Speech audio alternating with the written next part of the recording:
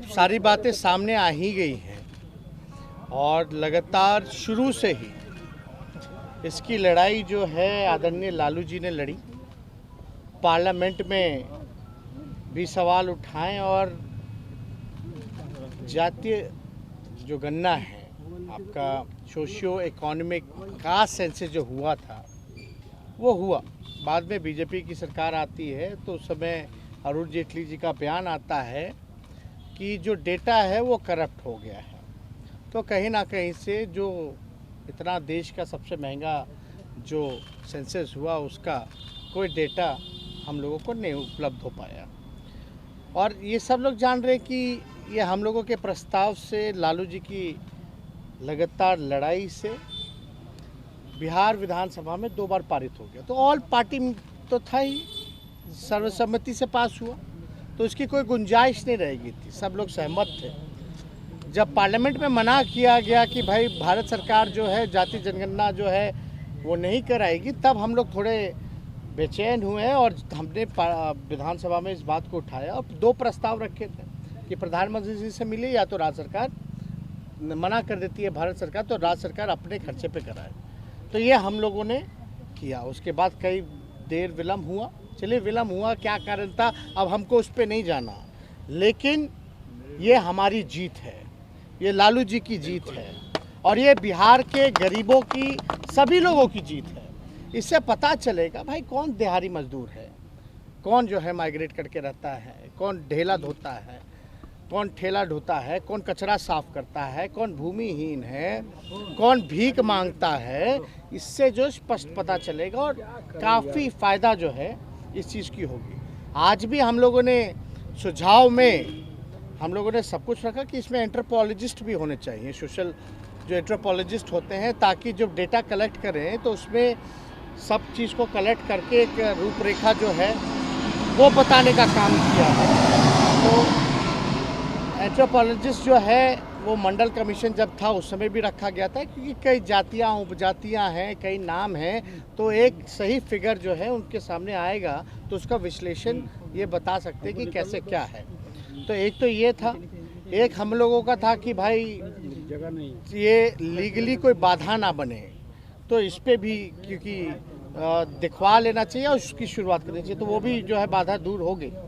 और ये तो जातीय आधारित गणना यानी कास्ट बेस्ड जो है सर्वे, इसका जो है नाम है, और ये कास्ट बेस्ड सर्वे है, ना कि सेंसस।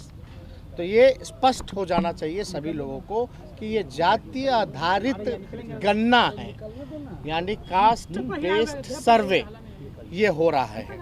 तो ये हम लोगों की जीत है। और सारी चीज़ें, एक चीज़ और है महत्वपूर्ण था कि भाई खर्चा जो होगा ये बहुत ही महंगा होगा, इसका खर्च बहुत लगेगा। देखिए, बिहार पिछड़ा राज्य है, गरीब राज्य है, और ये तो पूरे देश में हो जाता अगर बीजेपी केवल एक कॉलम जोड़ देती, तो जितना खर्चा में सेंसस हो रहा है देश का, जो एप्लीकेशन द्वारा हो रहा है, तो उतना किसी राज्य पे ये अतिरिक्त बोझ नहीं पड़ता। अगर एक कॉलम ही माना था, बिहार में मान गई तो देश में मानने में क्या जरूरत, क्या कौन सी बुराई थी भाई? हर स्टेट अपना अपना करा ही रहा है। तो ऐसे जो कमज़ोर आर्थिक रूप से जो हमारी जो कमज़ोर स्टेट है, जो गरीब राज्य है, जो पिछड़ा राज्य है, तो हमने ये कहा कि भाई 40 में से 39 तो एनडीए के एमपी हैं। 40 में से 39 जब एनडीए की एमपी है, यहाँ भाजपा 4 ही है, हम लोगों की संख्या राज्यसभा में है और 1 कांग्रेस के लोकसभा में है, तो हम लोग जो है इस बात को पार्लियामेंट में उठाएं और ये भी मांग करें कि भाई जो खर्चा जो होगा वो भारत सरकार व्यय करे। भाई आप स्पेशल स्टेटस की बात करते हैं, स्पेशल पैकेज की बात करते हैं, और यहाँ डबल इंजन की सरकार है, आपको 40 में से 39 एमपी जिताया है, तो राज्य सरकार तो इसकी शुरुआत कर रही है, वह करेगी ही करेगी, लेकिन मदद करने के लिए भारत सरकार को इसमें आर्थिक रूप से सहयोग करना चाहिए। और ये बात से तो सब सहमत है कि ये जो भी बेस सर्वे हो रहा है, कास्ट बेस सर्वे हो रहा है, ये पूरे देश में होता तो ये देश हित में है, लेकिन ये बिहार हित में है। तो इससे और कोई जुड़ा हुआ अगर आप लोगों का सवाल है तो हम जो है गिरिराज सिंह ने बिहार में बयान दिया है, बीजेपी ने क्या किया? नहीं, जब हाउस से ही 2 बार पारित हो गया तो क्या कहेंगे।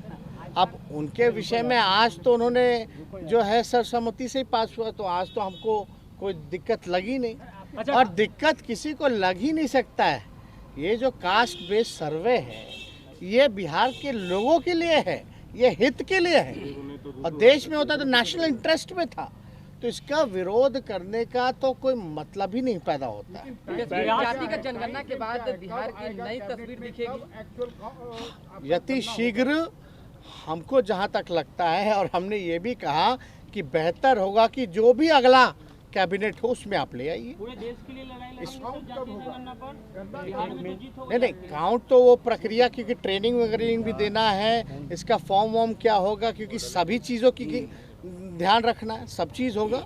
तो हमको जहाँ तक लगता है बीच में फ्लड भी आता है, हमको लगता है कि सबसे उपयुक्त समय तब है जब होना चाहिए। और हमको लगता है इस बात को भी हमने इस बात को रखा कि जब सब लोग सहमत हैं तो अगले कैबिनेट में लाइए, और अगले कैबिनेट में लाते हैं तो नवंबर के महीने में इसकी गिनती कराइए, क्योंकि नवंबर के महीने में छठ होता है, दशहरा होता है, तो उस समय सभी जो बाहर जो बिहार के लोग रहते हैं वो लोग भी आ जाएंगे। और तब तक जो है इसकी तैयारी कर ली जाए कि कैसे हम ट्रेनिंग लोगों को देंगे, कैसे क्या योजना होगी, क्या प्रस्ताव होगा, ताकि पैसे की भी व्यवस्था करनी है, तो ये सारा व्यवस्था उसमें हो जाएगी। जातिगत जनगणना के बाद नए बिहार डेवलप बिहार का एक बिहार तस्वीर में तो दिखेगा। आपकी जीत हो गई क्या देश स्तर पर? क्योंकि बहुत सारे मंडल कमीशन के कई सिफारिशें अभी भी पेंडिंग ही। देखिए, इसमें तो केवल आरक्षण ही की बात नहीं है, इसमें तो जो आर्थिक रूप से जो कमज़ोर, जो अंतिम पायदान पे जो व्यक्ति है उसको भी मुख्य धारा में आने का मौका मिलेगा। तो वो दिहाड़ी मजदूर कौन है हमको पता ही कौन जात के, भीख मांगने वाला कौन जात का है, नाला साफ करने वाला कौन जात का है, ठेला चलाने वाला, रिक्शा चलाने वाला कौन जात का है, तो हमको तो जानकारी होगी ना कि फलना जात के लिए। तो उसी लिए वो जानकारी जब तक नहीं होगी तो हम उसके लिए विशेष योजना बना ही नहीं पाएंगे।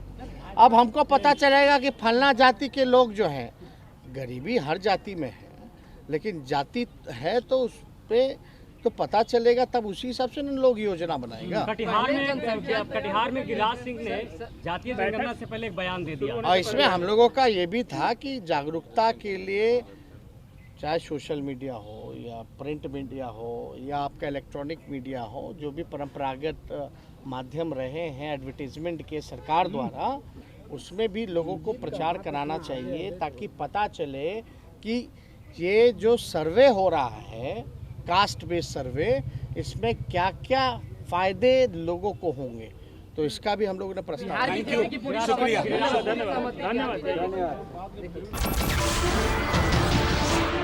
नमस्कार, मैं हूं मानक गुप्ता। अगर आपको हमारा ये वीडियो पसंद आया हो तो इसे लाइक और शेयर जरूर करें, और हाँ, हमें सब्सक्राइब और फॉलो करना ना भूलें, ताकि आप देश और दुनिया की कोई खबर मिस ना करें। तो जुड़े रहिए हमारे साथ और देखते रहिए News 24।